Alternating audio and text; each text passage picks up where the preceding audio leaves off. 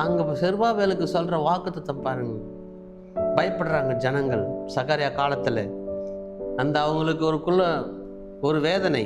அவர் சொல்றாரு, செருபாபேலே, சொல்லப்படுகிறது கர்த்தருடைய வார்த்தை என்னன்னா, பலத்தினாலும் பராக்கிரமத்தினாலும் அல்ல, இயேசு கிறிஸ்துவின் ஆவியினாலே உனக்கு இன்னைக்கு விடுதலை.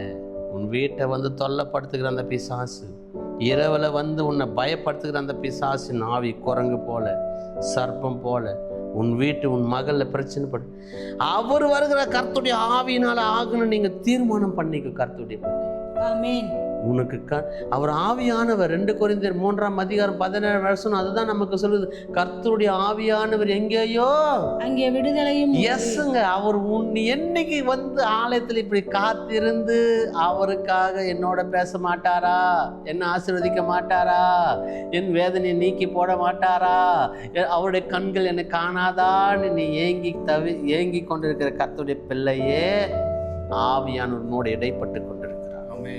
ஆவியானவரோட கூட கையை பிடித்து சொல்றார், வலது கையை பிடித்து, மகனே கலங்காதே, திகையாதே, உன் தேவன் நான் இருக்கிறேன்.